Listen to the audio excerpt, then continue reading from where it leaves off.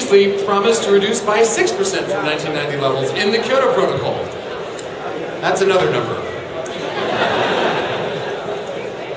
Furthermore, when the chief negotiator was asked this morning if he believed that Canada's so-called science-based target would protect melting summer sea ice in the Northwest Passage, he responded quite accurately that he was not a scientist and therefore could not predict what would happen. Canada, this is a piece of science you can understand. You've won the second place fossil award. Could a representative of Canada please join us here on the fossil stage?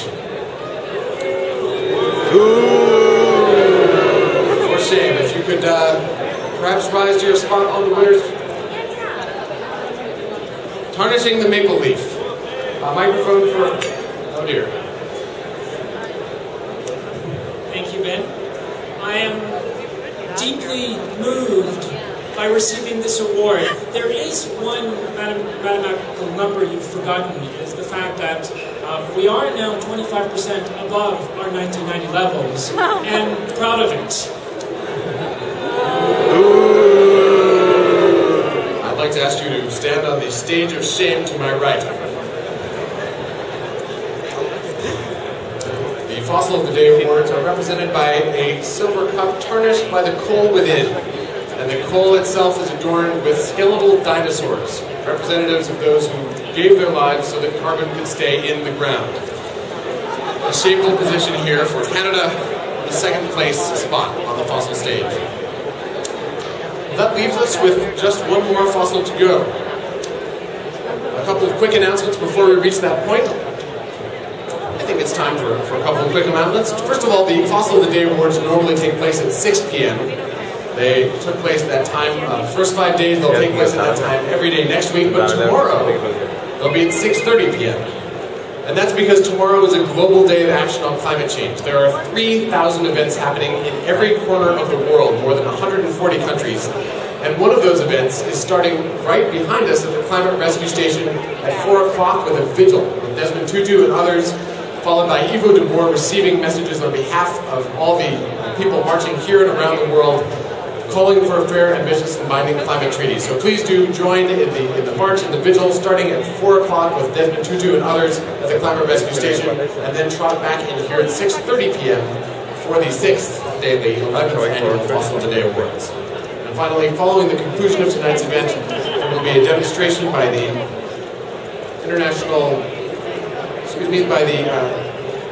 Global Alliance of Recyclers from India, Latin America, and others, talking about waste pickers and the effect of CDM projects on their livelihood. That will be just in this area. And now we come to the first place Fossil Awards. This indeed is the grand event. At the moment, Canada is in first place with 2 points above Ukraine, but Ukraine could come back to come back into first with a first place win, and any of the third place countries. This could be Croatia's moment. This could be Poland's moment. Anyone could be first place, any of those 3 countries, following this Fossil Award. So if you'll count down with me from 3, 3, 2, 1, and the first place fossil goes to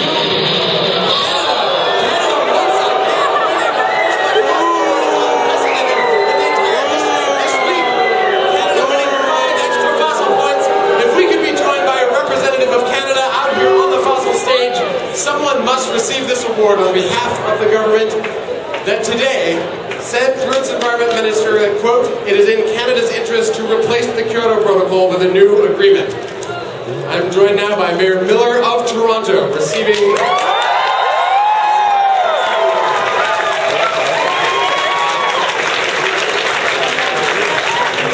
This is indeed a shameful night for Canada. A quick note before I pass the microphone to my left. Not only did Canada announce its hope to replace the Kyoto Protocol, it also appears that Canada's Environment Minister is suffering from a case of Climate Action Network envy, because the Environment Minister invented his own prize, the Hot Air of the Day Award, yesterday, and tried to award it to the Pembina Institute, an environmental group in Canada. Now, it's true, the Hot Air of the Day Award, a kind of a satire of the Fossil of the Day Awards, which are themselves deadly serious. The Hot Air Award was presented by Minister Prentice in a kind of, I think, a tribute to the Climate Action Network. And while imitation is the sincerest form of flattery, we would be, I think, even more flattered if Canada would imitate the Climate Action Network by working for a fair, ambitious, and binding climate deal here in Canada.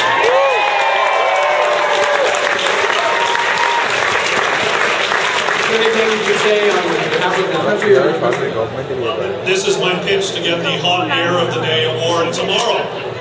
So, for those of you who don't know me, my name is David Miller. I'm the mayor of the city of Toronto, Canada.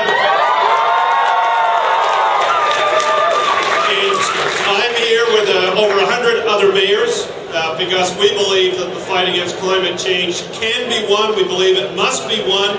And we know that cities across the world are taking huge steps. We certainly are in Toronto. But I'm here today to receive this award as an embarrassed Canadian. And I know that I speak on behalf of all Canadians when I say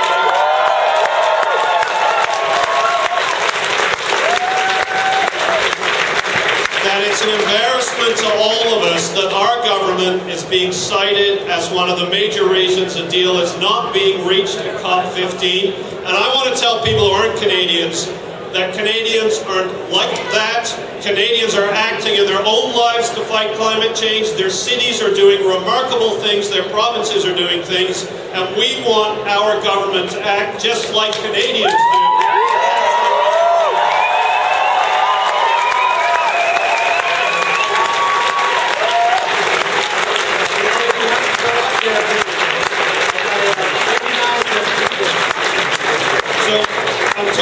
To go up here, but I'm pretending it's not me. Okay? Mayor Miller representing, at this moment, not himself or the people of Toronto or Canada, but rather the actions of the national government.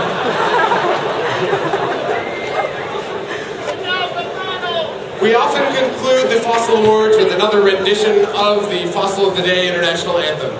On days when there's a Ray of the Day award, we conclude with the Ray of the Day theme song. But tonight, in recognition of Canada's special, I don't want to say the word achievements, specialness, we're going to add special status, thank you, special status as now by a wide margin the top obstructor of progress at the global climate talks. We're going to end with a special song about Canada itself.